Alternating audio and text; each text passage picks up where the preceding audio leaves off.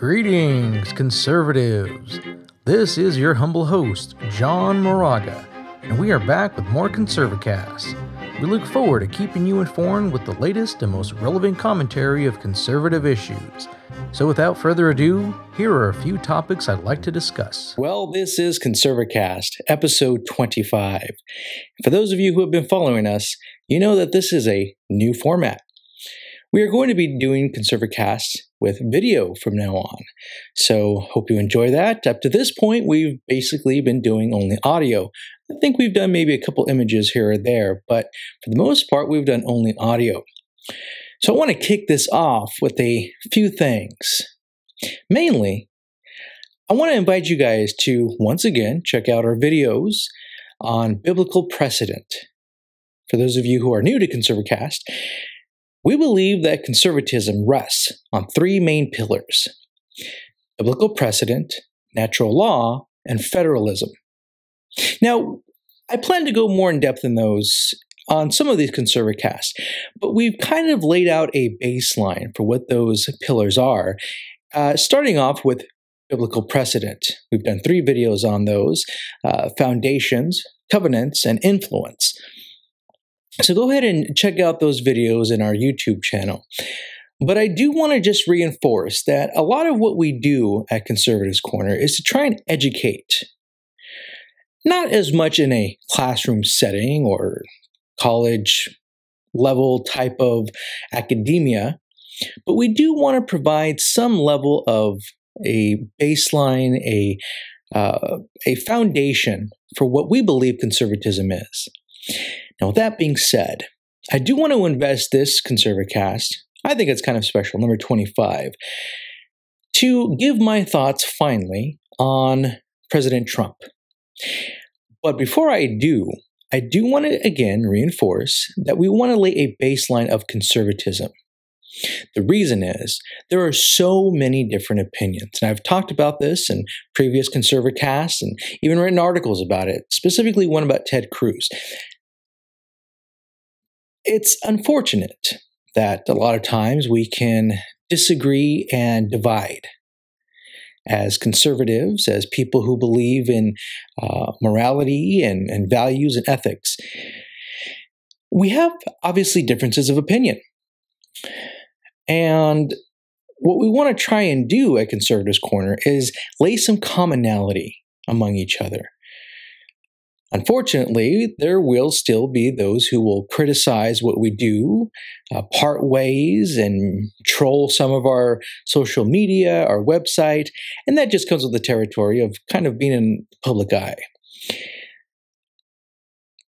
Hopefully, we can gain the support of those of you who may be a little bit more level-headed or open-minded to agree to disagree. And as I've said in the past, major on the majors. What is it that really ties us together? What is it that we all can kind of get behind and support as conservatives? And that's going to vary among a wide range of people. So as I get into explaining kind of my thoughts about President Trump and his presidency thus far, I am fully aware I'm going to have people who disagree. I'm going to have people who criticize. But I hope I can articulate some of what I believe and gain the support of a number of you who can either share some of these same ideas or at least agree with me on some of these ideas, as well as share them with some of your other friends and family. Some of the points that I might make might be good to perpetuate. And I'm going to try and give a balanced perspective of my viewpoint on President Trump. So that being said, I want to start off by saying I was initially what some would consider a, quote, never Trumper, end quote. Now, never is a pretty absolute term, but I don't know that I was as much a never Trumper as much as I was extremely against him during the presidential primaries of 2016. And the reason being are some obvious reasons and not as much obvious reasons. The big one is that his life before he ran for president was very heavily into the entertainment industry. Well, initially, historically, he was a real estate developer, and that for another time, we can get into that whole history. But because he was in the entertainment industry, and because he had made some comments in the past that were not very, quote, conservative, end quote, he was initially out the gate. There were a lot of conservatives who could not support him, could not bring themselves to get behind such a guy who had used a lot of expletives in the past, who hung around a lot of liberal people within the media and even politicians, Hillary Clinton, Bill Clinton. So he entered the race with a very sketchy past. Now, there were some quotes thrown out there that he may have changed his position on things like abortion, but they were so far and few in between that it was really hard to make the case that he was an actual conservative, or at least would support the conservative platform. So initially, like many other conservatives, I had a very hard time getting behind him. Now, personally, I supported Governor Scott Walker and his campaign. I was even out in Las Vegas and saw one of his rallies that he had put out there. He unfortunately fizzled out pretty fast early in the primary. It was kind of shocking, or I was kind of taken back as to exactly how quickly he left the race. So then I was a bit disheartened. And I should say, I got behind him because he was a very popular conservative politician, because he mainly took a bat to the unions in his state when he was governor. He seemed like he was pretty resilient. He won a few elections and got reelected. So that aside, that was my initial support. I took some time to try and look at the field and look at the candidates, see who was another alternative to a conservative platform. And lo and behold, a natural transition was to Senator Ted Cruz from Texas.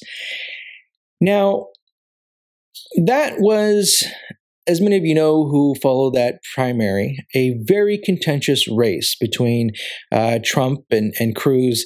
It got a little into the dirt. Things were said. Things were put out there. But for me, I have a little bit of a history in understanding the legal system and how the justice system works. I had a brief education in law school, which that's, again, for another time, but understanding how difficult it is to go and mediate cases or try and litigate things. Looking at Senator Ted Cruz's history, he actually went before the Supreme Court of the United States and actually won some cases.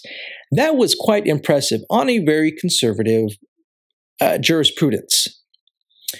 So he very quickly became a natural alternative to Scott Walker, whom I initially supported. Once his campaign started getting rolling, there were other people who exited the field, and he seemed as though he was essentially the main contender to hold the conservative banner. Because, again, President Trump did not have the bona fides, the conservative history to show. He wasn't a politician per se, although technically he did flirt with the idea of running. I think even put out some feelers and exploratory committees in the 90s. I'm not exactly sure on all that, but the point is he never actually held office, so he didn't have a record to point to. All he had were some public comments that he had made, some interviews with late night hosts, newscasters. So it wasn't as though he could really prove himself to a bigger, larger conservative field. Once the field started to narrow and it became clear that it was candidate Trump and Senator Cruz, it became even more of a contrast of personalities. And admittedly, I was very anti-Trump. I was very much against his whole campaign. It became very disheartening as I'm sure a lot of people out there can empathize. It became very confusing how the Republican Party, which had already been diluted of a lot of its conservative platform, this was kind of like the final nail in the coffin for the Republican Party as a whole. Whatever last vestiges of conservative ideas that the Republican Party claimed to have still been behind, this was now going to be the end of it. And if I could just back up a little bit, again, some of you who are familiar with this know my bio, but some of you who aren't don't know. I was, as a adolescent, heavily involved in the entertainment industry, going out to movies, being cast in TV shows, etc. And so I really got that unique behind-the-scenes look with the producers of things, that culture in Hollywood. Very much intimate in that. So I knew from where Donald Trump was coming from. Recently, just before he ran for president, he was part of that reality show, The Apprentice, or Celebrity Apprentice. And he very much exuded that, if that's the right word, that type of culture, that type of liberal mindset of just being crass. There wasn't a lot of appeal that I could get behind. So that being said, it became very much a pro-Cruz support on my end. Now, to be fair, Cruz did have his critics. There was some concern about his history, being from Canada, technically, and having some questions about a number of other things. But that's also what I want to get to before I get specifically into President Trump. The idea that there is a perfect conservative candidate is ridiculous. The whole purity test of conservative politicians, I think, is rubbish. So even with Governor Walker, Senator Cruz, I could guarantee any politician running, any politician holding office who claims to be conservative and who actually is and has done conservative things, there is going to be some things that anybody could point to of which are not conservative. And I've written about this in the past. George Washington, Abraham Lincoln, Ronald Reagan, any of the presidents in our history who have been very well respected in their regard, there's always going to be some imperfections, some criticisms of their past. And so that being said, obviously I felt Ted Cruz had the least of these imperfections, the least of these non-conservative bullet points, if that's the right way to phrase it. And he had the most conservative ideas. He had the most conservative history in his resume and his background. Especially, as I said, the biggest thing being able to argue before the Supreme Court conservative cases. So it became very, very much an anti-Trump primary on my end. Admittedly, if anybody has followed me on social media or knows about that, there was a lot of postings, a lot of articles, a lot of things that I consciously tried to do to derail President Trump's, candidate Trump's primary bid. That's just the way that things were going at the time. I tried to be very zealous for Senator Cruz. And so I dug deep into being very anti-Trump. There's no way a good conservative or good Christian or good moral person could really get behind somebody as historically liberal and verbally crude and crass as Donald Trump. I mean, he'd been married a few times. He had even said some questionable things about his own daughter and had made other comments that were just I don't have to go into detail, as many of you already will know all of the very staple reasons as to why a conservative, from a political standpoint, from a moral standpoint, really could not get behind him. And I'm re-emphasizing this. I'm really trying to convey how anti-Trump I was and how much I really could empathize with that sentiment.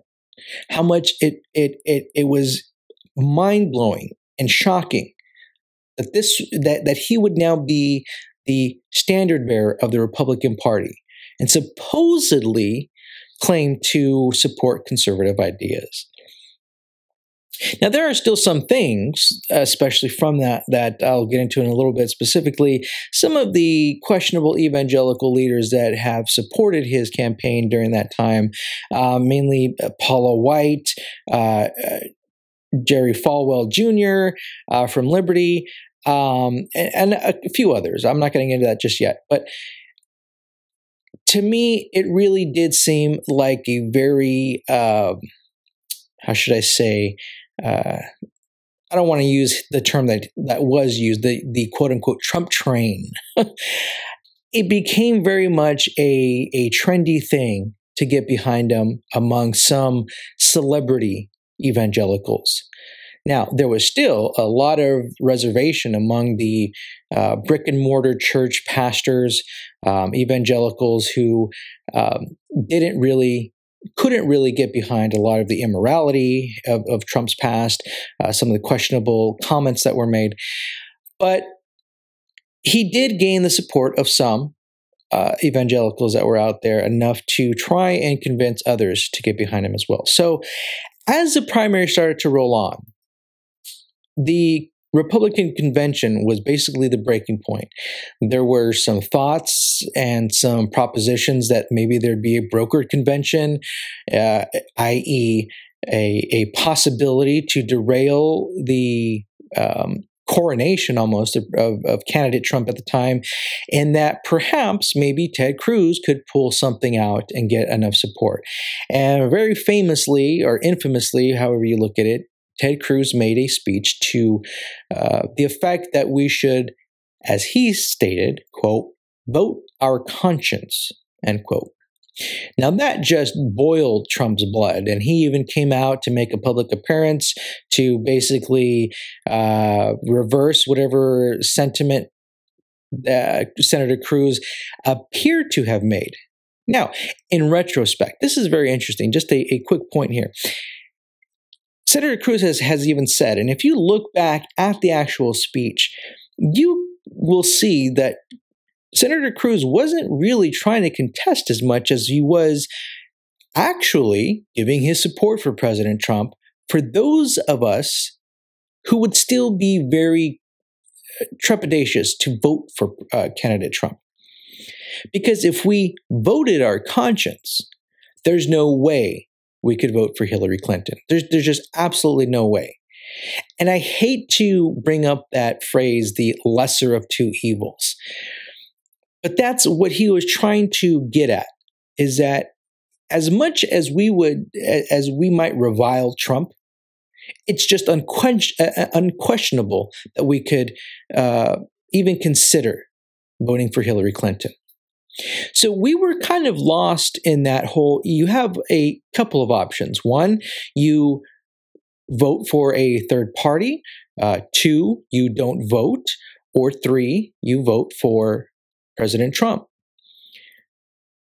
Now, understanding that doing two of those would almost by default help Hillary Clinton, he was trying to encourage people perhaps to vote for President Trump. Now, for me, voting my conscience was to sit out the election. And for those of you, before you jump to conclusions to say, "Oh, how unpatriotic of you! How much of a country hater are you?" or whatever term you might want to use, I am perfectly fine with my patriotism. I served 4 years in the United States Air Force, got an honorable discharge, and I have voted in previous elections. For me, voting my conscience was sitting out the election and not voting.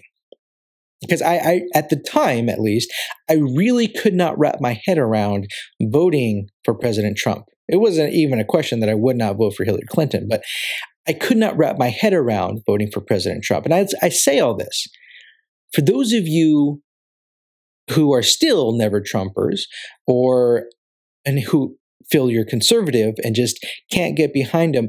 I feel you. I understand that.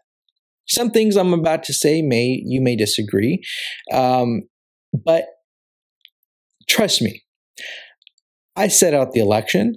I got behind Governor Scott Walker, Senator Ted Cruz. There was no way that I could really see myself voting for either candidate at the time. And I just prayed. I had to pray. I just had to say, basically, God, this is in your hand. Obviously, everything's in your hands, but whatever the outcome, it was really a time of spiritual reflection, test of faith, to say, ultimately, there's a bigger picture that I'm looking at with God. And I left it to whatever decision would come out. Some would say that's a cop-out. Some would say that's unpatriotic. But I had to rely on the bigger picture and just double down on my faith that whatever the outcome was, whether Hillary Clinton or Trump, and a lot of people thought it would be Hillary Clinton, I just embraced for whatever outcome would come out of that election. As the election started getting underway, as the voting started getting underway, there was a little bit of me, a little piece of me, who understood that lesser of two evils, or at least the concept of there is a guarantee that our country will be even further lost. Obama's legacy would be solidified. What had happened in the previous 8 years of his administration would continue and then some under Hillary Clinton. So a little piece of me really was thinking, if maybe there's a possibility of hope to reverse things with President Trump if he was to win. So being a political junkie, the political junkie that I am, I watched as the tally came in, the polls started closing, and listening to the reactions of all the news reporters. As many of you know, the shock that ran through the newsrooms, that ran through campaign headquarters. My wife had actually gone to sleep and just assumed that Hillary Clinton would probably win, as a lot of people did. Most pundits were already saying that she would win, and probably win with a big landslide. Well, as everybody knows, that was not the case. And so I went and I even woke up my wife late at night, because it ran pretty late, and said, "You got to see this." And sure enough, Donald Trump won. Let me repeat that. Donald Trump won the election. I'm repeating that and reinforcing that because in some time here after I get done with this portion of it, what's going on right now, today, as of today, the Democrats are still in disbelief. And part of the impeachment process is that disbelief. And I'll come back to that in a moment. But it's necessary to say that he won. Now, not quite as equally, but some would argue that just as much as he won, Hillary Clinton lost. And hindsight is always 50-50, and you can always look back and say, oh, well, look at here, look at this, look at what happened here. And that's what I'm going to do. Because if we do look at what happened during the primary, there were a lot of places that even the mainstream media were reporting. Hillary Clinton didn't go to a lot of rallies. She didn't go to a lot of places to campaign because she assumed they were solidly behind her. Hillary Clinton's campaign was anemic. She took so much for granted. She assumed way too much with way too many people. She's not a very good politician anyway. Even when she ran against Obama, that was clear in 2008. In the 2008 election when he won the primary then. It was pretty clear she is not a good, and the only reason why she won in New York is because it's its own state. She could never win a national election anyway.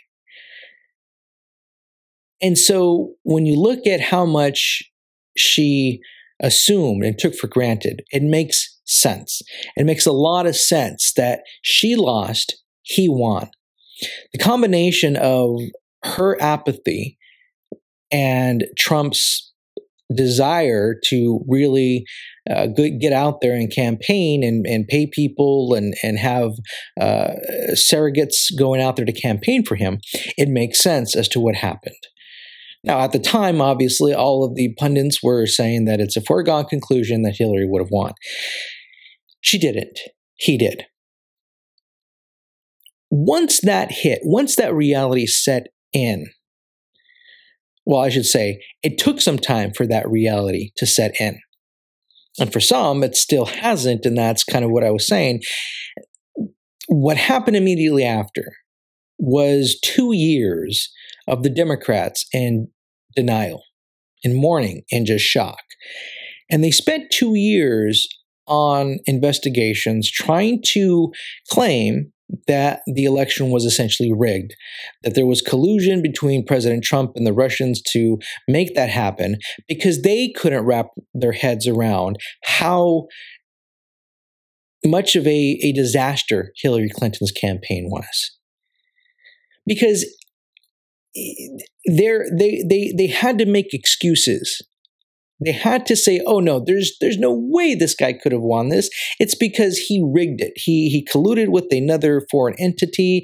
He did something of high crimes and misdemeanors to now warrant these investigations and possible impeachment and subsequent removal from office.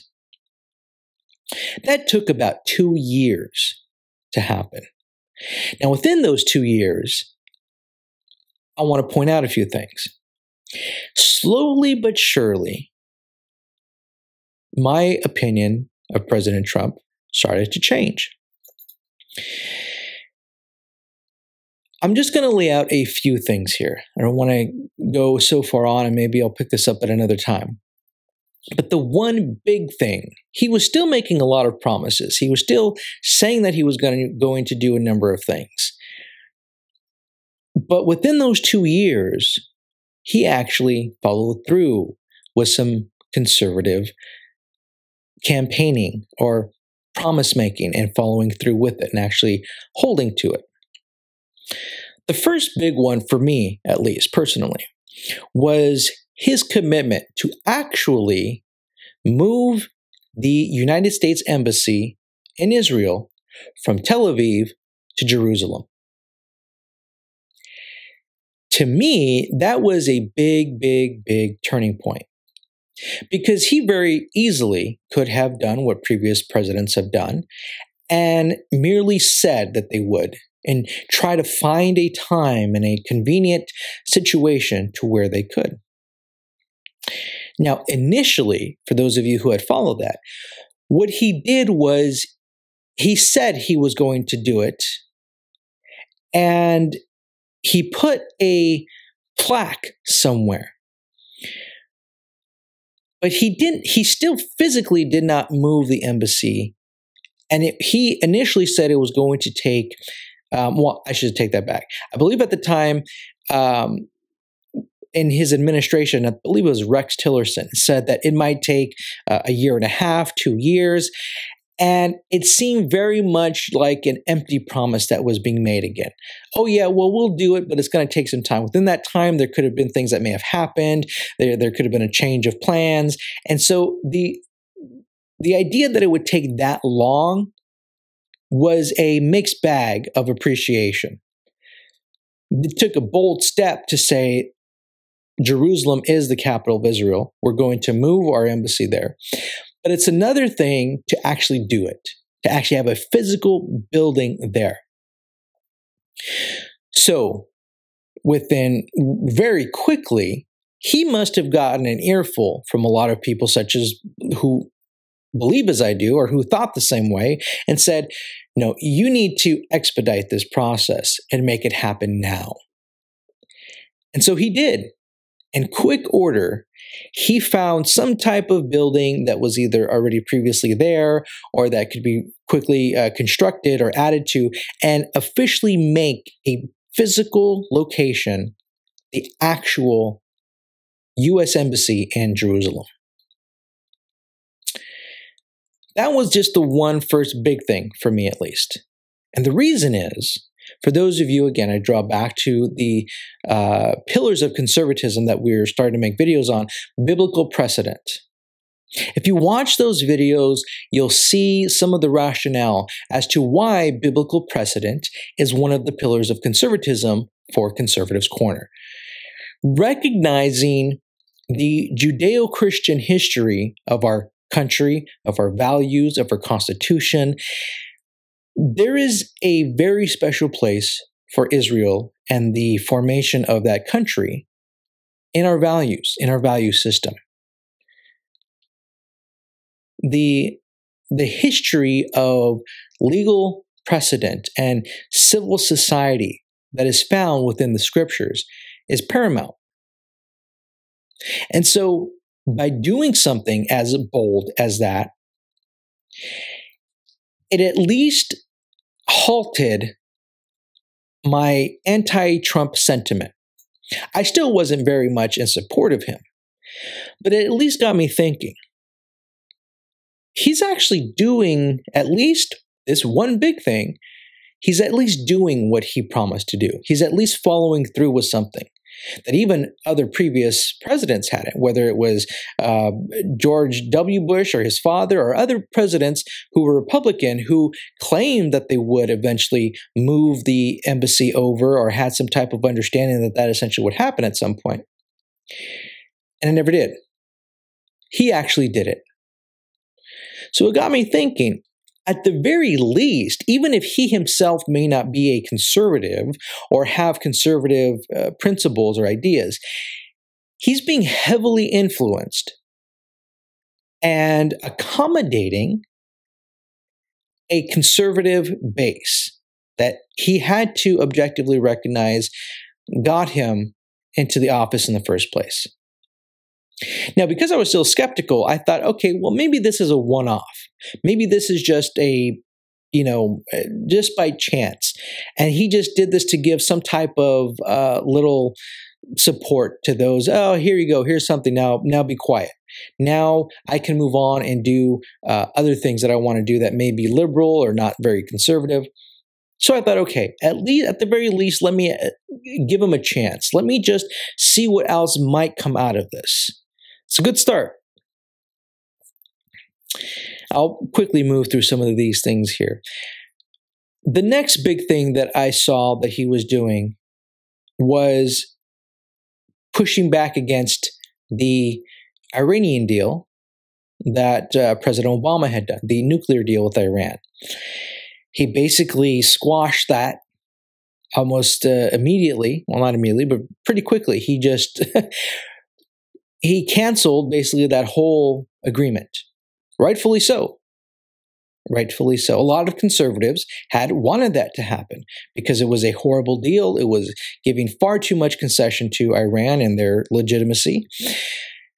And I thought, wow, okay, this is another big feather in his cap. Then, something that wasn't widely reported, for what reason, I don't know.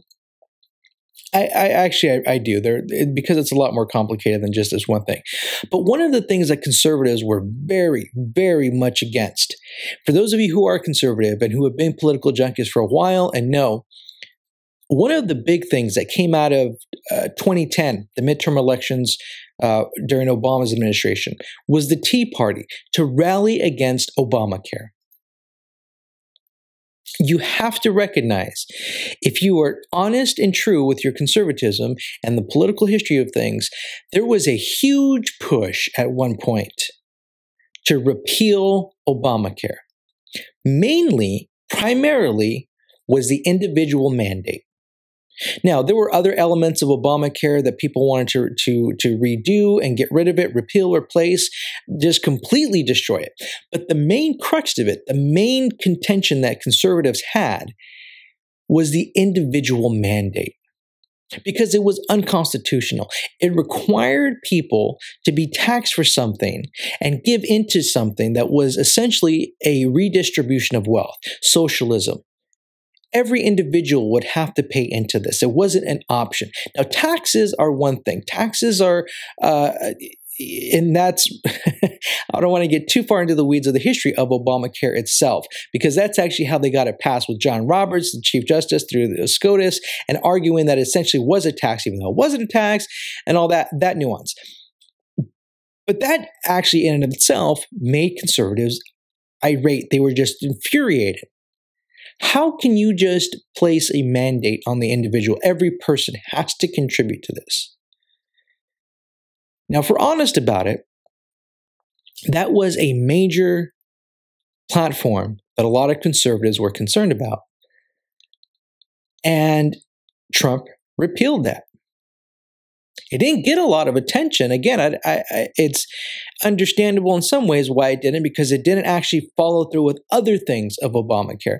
But the main crux that conservatives had a problem with which conservatives had a problem and wanted to reverse or remedy, was the individual mandate.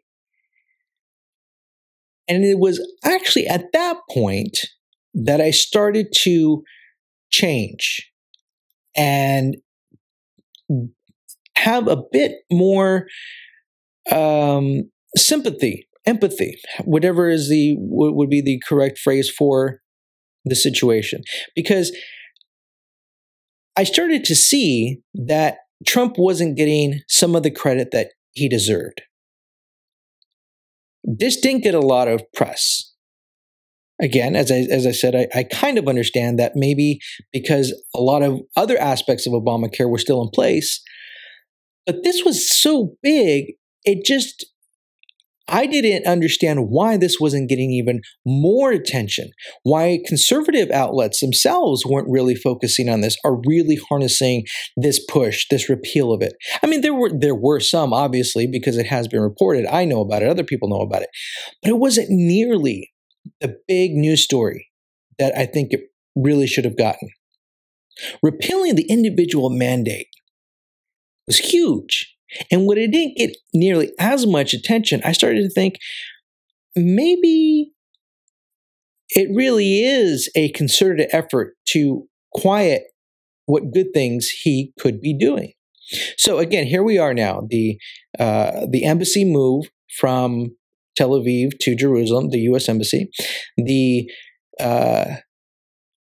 squashing of the Iranian deal, the Iranian nuclear deal, the repeal of the individual mandate of Obamacare, were three big things that for me started to change my mind, at least softening and say, I'm starting to see why there may have been some support with people who said, just give him a chance. Just give him the opportunity to follow through on this. Now, here's one background thing that really kind of fueled my support to some extent, was how insane he made the media become. Every news station, every liberal mainstream news station was just losing their minds. They were going bonkers. And for conservatives, the mainstream media has never really been a friend of conservatives. In fact, they've really been the enemy for a long time. So to get under their skin and to do laps around them, because every time he would upset them and they would try to make it a news story about something that he did that would make it seem as though he's lost his mind or is part of the Russia collusion or something. And they thought, oh, now we've got him. People will not accept this. And when people overlooked it and it made him it worked towards his favor, they would lose their mind even more. And it became this cycle of every time the media thought they had something to pin on him, it actually worked to their detriment and to his favor. Not every time, but I'd say a good 90% of the time. There were a few times that he made some blunders that even the majority of people were like, yeah, you probably kind of stepped in at that time. But the vast majority of the time, making the mainstream media lose their minds was hilarious. It still is. And so the combination of these things started to play into the idea of, okay, I'm not nearly as anti-Trump as I used to be. And I'm actually starting to see that he's doing some things that he did promise that are part of the conservative platform. Can he do more? Absolutely. Absolutely, there's a lot more that he could do. In fact, one of the things that he had promised, his big thing that he had promised, and that for a long time I thought he could do more of, was building the wall, the border wall. For so long, that's arguably what he based his whole campaign on, was build the wall, build the wall, build the wall. Understanding the political landscape, he may have thought, okay, I need to do a number of things first to get enough people behind me so that I can start doing this. I'm not going to dig too much into that, but I will say that is still one of the things that I'm critical about. One of the things that hasn't gone fast enough. One of the things that he hasn't delivered on completely. Even the wall that was supposed to have been built is now kind of a fence. So it's not really what he promised or what we thought he'd live up to. But again, to try and be objective and fair, there has been some progress in that, more so than a lot of previous presidents, more than previous administrations. But it is still kind of a point of contention for me to look at and say, this should have been done. It should have been done quicker. It should have been more effective, not just having bars of a gate, but an actual wall to go through, especially when it was really what he had claimed to do during his campaign. One of the big things, if not the biggest thing that he promised to do, was to build this wall.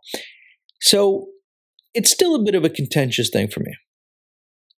Now, going back to another thing that kind of changed my mind or has given me pause about it, is he has actually been very effective in reducing the gains of Planned Parenthood and being more pro-life than I would have thought. Now, ironically, I don't understand this. There are a lot of people who claim to be conservative who actually criticize him for not being pro-life enough, for not doing enough to prevent Planned Parenthood, for still funding them, if you will. But as of mid-late August, Planned Parenthood, because of their detest for Trump and the rules that he put on them, they voluntarily left federal funding. I believe if the numbers are correct, it's about over a quarter of $1 billion that they have voluntarily refused to take, because Trump required certain restrictions to refer women for abortions. And so by default, even if he hasn't defunded them, he's caused enough of a discord that they have actually voluntarily refused the funds. To me, I think that's a huge gain. I think that's a very big pro-life move. And my wife and I are very pro-life people. Arguably, again, this is where, could he do more in this area? Absolutely. But he's also done a lot more and done a lot of more controversial things in the positive to make this happen, to reduce the amount of abortions performed by Planned Parenthood. They've actually had to scramble. I mean, if you look at the headlines from mid to late August of this year, 2019, there are, from the AP, USA Today, a number of articles who, in so many words, say that Planned Parenthood is now scrambling to be funded, whether through private donors or other organizations, to keep their operations going. So I don't understand exactly some conservatives who are pro-lifers who bash him in this area, but I do want to give credit where credit is due, and he has been very effective in that area. And again, going to another area of criticism, he hasn't actually been as effective in the same-sex marriages or relationship arena. It's hard to kind of place to phrase that or to categorize that. There has been some movement with not allowing transgender into the military or transgender transitions, however it's termed, to be performed in the military, and perhaps put a pause on allowing transgender people to go into the military. And I'm not exactly certain of how that will be officially played out. But I do know that during his primary campaign, he did try to court the LGBTQ community in some ways. And obviously, the mainstream liberal media will say that he's against them and he's anti-them, which ironically, he isn't per se, but they'll paint him as that. It's kind of hard to see actually how he could do something different with that. Maybe possibly looking at DOMA, Defense of Marriage Act again. But that I don't think is an issue or an area that he even initially claimed to try and do something different on. That was more of his liberal side that he supported or got behind to try and court that demographic.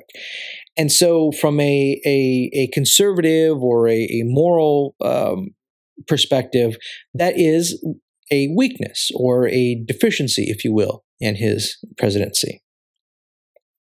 But I gotta say, up to this point, and not to mention, at least on paper, it's a little bit hard.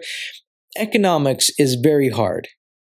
The whole influence that one administration has on the economy, whether it's in our national economy or international economy with other countries, is always very difficult. I'm not an economist. I know very preliminary things about economy and capitalism, obviously, in the basics of capitalism, supply and demand, and certain deregulation of things, which he did do. But on paper, the economy has seen some of the best times in recent history. And so he also added to fueling that economy again. So there were a number of things within this past 2 years that, being objective, I've had to say, as a conservative, I've had to give credit where credit is due and recognize that he has actually followed through with far more conservative, with a far more conservative agenda than previous presidents have, for some of the reasons I just laid out. I won't repeat myself. But it's surprising. It's shocking. It's something that I didn't think would happen, but I'm thankful that it has. Does he still have a questionable temperament? Does he still have questionable language? Does he still have things that with which I strongly disagree? Absolutely. Absolutely. But at this point, if the elections were held today and or in the foreseeable future in 2020, I personally do believe that I will vote for him in 2020 to be reelected. As a staunch conservative, as a person who is trying to educate people on conservatism and the conservative ideas and values and fundamentals, the idea that there'd be a better alternative at this point, I think, is very ignorant of the political landscape. And just very quickly to touch on something that I spoke about in one of the previous ConservaCasts and have actually written about, we have to recognize that politics is a sport. And that a lot of conservatives cringe at that. And at one point even I did. It's not a matter of just going along to get along. As conservatives, we have independent thoughts, we have our own ideas, we have our own opinions, but we should be able to agree to disagree on some of the minor things in order to unify and come together and support the larger major issues of conservatism. Now, that's a big distinction from liberalism and liberal thought. And I've talked about this before. I'll talk about it later at another time. The liberal mindset is groupthink. They don't actually think for themselves. They don't actually have independent thoughts. They just get hyper emotional. They get highly influenced by a charismatic leader or charismatic leaders, and they just rally behind it. If you start to try and question what they believe and start trying to challenge their ideas, they have no argument for them. They just say, oh, well, that's the way it is, and you're a bigot if you don't think that that's wrong, or et cetera, et cetera. There's no actual articulation for it, very rarely. But that usually it falls on those charismatic leaders to, spew their talking points, get out what they think is tickling to the ear. But that concept of groupthink in among liberals is different than conservatives unifying. It's important to understand those two different teams: liberals who groupthink and conservatives who unify. Liberals who groupthink don't develop their own individual idea, their independent thoughts. They get behind their leaders. Conservatives who do think for themselves and have independent ideas, but understand that there is a need to unify, are able to convey their ideas together and support a conservative platform based on majoring on the majors. That doesn't mean that we don't have disagreements. That doesn't mean that we don't have squabbles, a family disagreement among each other. And we want to pursue or promote different ideas. But we have to understand that in order to get the bigger ideas put forward and accomplished, we have to set aside sometimes those minor things and join together and unify. With that concept is why I'm approaching my still somewhat not fanatical support for Donald Trump, but enough of a support that I would say publicly, I will vote for him in 2020. I think he has done more for the conservative platform and movement than previous presidents have done in some major aspects. Not all. I think if Cruz had won, he would have done even more than President Trump. I don't deny that. Governor Walker as well. The idea that Trump is this new conservative savior or he's this new conservative champion, I don't go that far either.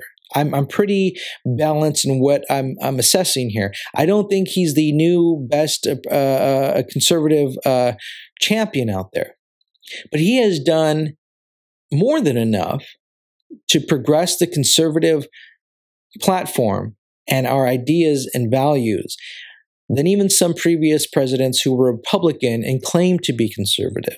And so that's why I think on a whole, when you look at the bigger picture, when you look at what is good and bad, what he has done, what he hasn't done, what he's promised and actually done and promised and not done, if you look at the whole and you're honest with things, it is a place for conservatives to swallow our pride, even if, like me, I was very anti-Trump before, and say, obviously, I was wrong about what I thought he might do or might not do. Obviously, there are things that he has followed through with that I didn't think he would. So now, that being said, I have to still be honest with myself. I can't be so stubborn and prideful to say, no, I can't ever get behind this guy no matter what he does, what he says. I am just never Trumper, as the real term would be. A never Trumper. Never, absolutely never, ever, ever, ever, ever, whatever the case is.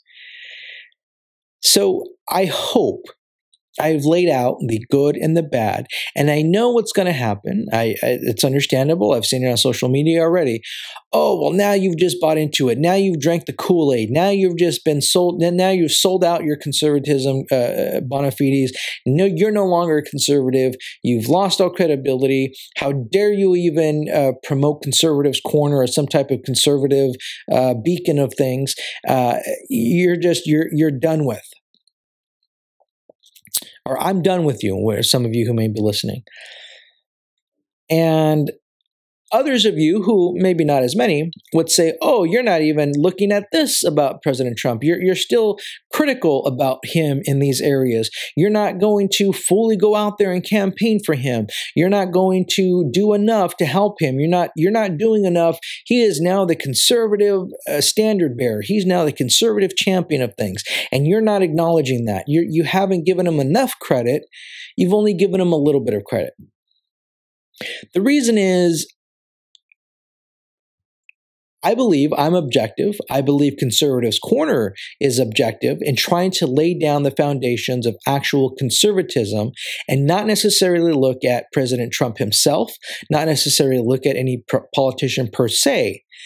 But Conservatives' Corner as a whole tries to lay the foundation of the conservative philosophy, the history of things, not a super academic, in-depth approach to it, but to explain why we believe what we believe. With those videos of biblical precedent and coming soon natural law and federalism, we want to lay that out there for people to consider the ideas and the philosophy.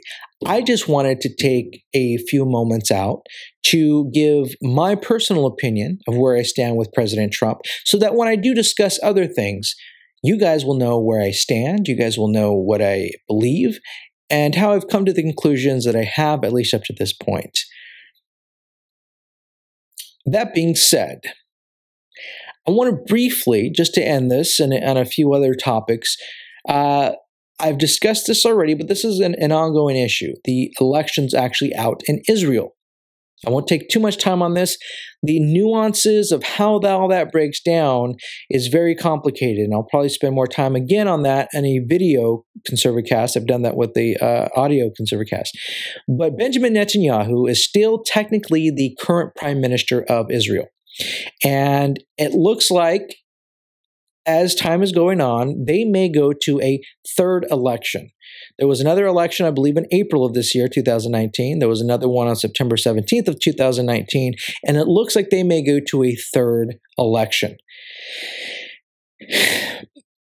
I've explained before, when I've been out there in Israel, been out there a couple times, politics is even more complicated than here. And all that I said about President Trump and all that I said about the primary process and breaking down the politics of things, they are even more divided. There's multiple parties. It's just, as I said, I'll get into the nuances again. The point is, within a year, they may be going to 3 elections. Now, there's still a possibility that they could avoid this third one, but it's looking less and less likely that they'll be able to avoid that third election. And Benjamin Netanyahu, who is still the prime minister, is fighting for his political career, and he's actually fighting for his freedom. He's facing some indictments, not unlike President Trump, who's had some legal questioning going on. Prime Minister Netanyahu also has some legal issues that he's having to face. And if he is no longer prime minister, then he may be susceptible and not being able to have immunity with some of these accusations and indictments.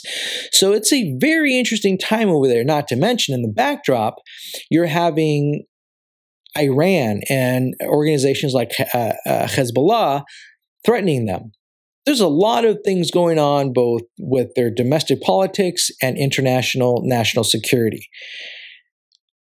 It's something that I would urge a lot of you guys to take a look at, but basically, in short, as I said, they may be facing a third election to which they're trying to form another government, and whether or not Benjamin Netanyahu will remain the prime minister. And they're getting threats from their neighbors yet once again, not really too new, but this is even more escalated than it has been in the past. And finally, just to wrap things up here, there is some murmurings here locally in California of wanting to recall the governor, Gavin Newsom. It's just, if you thought California was dark blue before, it's really become a loony bin out here. And I've said in the past, it may be time that I move my family out of here, but I'm holding out hope that we can be that beacon of light among our neighbors, among our fellow congregants at our congregation, and be an influence with Conservatives Corner. But his passage of certain taxes that he's put through, the curriculum of the school system of certain types of things that he's mandated to be taught among children is really social engineering. Sanctuary cities. It's just, the list is too long to mention, but there is some effort to try and recall him. What the alternative might be might not be any better, or might not be any better. But that's just kind of an update on California. Also, the Democrat primary, I think I might stop talking about that because it really is just a cash cow. All of these campaigns that are out there are really just trying to raise money, trying to get their face out there. I don't think any of them seriously think they're going to beat Donald Trump in an outright election. Whether it's Biden, whether it's Warren, whether especially Kamala Harris. Don't even get me started on that. That campaign is to me comical. It's worse than Hillary Clinton. In fact, there's a poll on Real Clear Politics that has betting odds. That's different than what people are polled at as a who would you vote for type of poll. These are betting odds. Ironically, even although the poll, the national poll for those responding for whom they would vote for, has Joe Biden still ahead. But in the betting odds of the polls, Elizabeth Warren is far ahead of Joe Biden. And ironically, Hillary Clinton is in that poll. And she's actually doing better than a lot of the other candidates, and she's not even running. So it just shows how ridiculous and comical this actual primary is, which is why, and I'll end on this, to kind of bring it full circle and up to date as to what's going on at this very moment today. The Democrats are trying to take a desperate effort to impeach President Trump. Now, there's a high likelihood that they may actually succeed in that. It didn't look so well with the Russia investigation. I personally, I'm in the minority, but I personally think that they may not even actually be successful in impeaching President Trump. This may be another one of those, well, everybody says so, everybody thinks so, just like everybody thought Hillary Clinton would win the election. Obviously, this is different. There are other factors in this. But I'm actually going to say I don't think he will actually be impeached in the House. Now, there's a good likelihood that that could happen, more so than before.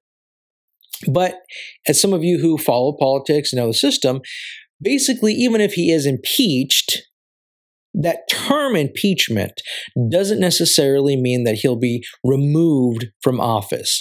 Doesn't necessarily mean that he'll be taken out. In fact, for those of you who remember the 1990s, President Clinton was impeached, but he wasn't removed from office. It requires the Senate to actually go to have a trial and determine whether or not those impeachment accusations are founded, are well-founded enough to remove the actual president. Now, I think a lot of people think that he won't be removed from office even if he is impeached. So impeachment in the House, removal in the Senate. I don't think he's even going to be impeached in the House because they're not looking to vote until, I believe, the end of the year. Between now and the end of the year, there's a lot that could happen that would sway that pendulum back to then being a very bad idea for them to impeach. I actually think if they are successful in impeaching him in the House, that basically would guarantee his reelection in 2020 anyway, because I think the Democrats are in an echo chamber and they're just convincing themselves that the public actually wants this impeachment, when even those who don't like President Trump don't necessarily think impeachment is a good idea. I think all of these polls that CNN is coming out with and people saying, oh yeah, there's a majority now who want him impeached, I think that's hogwash. I think even for those who don't like President Trump, don't want to see him impeached. But even if he is impeached, I don't think he's going to be taken out in the Senate or removed from office in the Senate. The reason is, as I said, at the very offset of this, it usually tends to be that whenever he riles up the media, it works to their detriment and to his favor. I'll probably talk about this in a little bit more on another ConservaCast, but I hope some of you were able to take away from here some ideas that I gave out there, some rationale, some logic for supporting and criticizing President Trump. It's been great working on this ConservaCast on film, on video, and we're going to be continuing our ConservaCast on video. We hope you've enjoyed that. I also now, again, as I have in the past few ConservaCast, encourage you guys, go to conservativescorner.com, conservativescorner.com, and go to the contact page, and please send us your recipes. That is something that we do want to start, and we'll be able to list the ingredients and instructions of things. I think it's a very cool way to reach out and communicate and have some fun with this. Even though we're talking about very serious issues, we still want to have a little bit of fun. So please visit conservativescorner.com, conservativescorner.com. Thanks again, folks. May God bless you. May God bless America. Thanks for joining us once again, and we hope you'll invite your friends and family to join us in our efforts to champion conservatism for generations to come.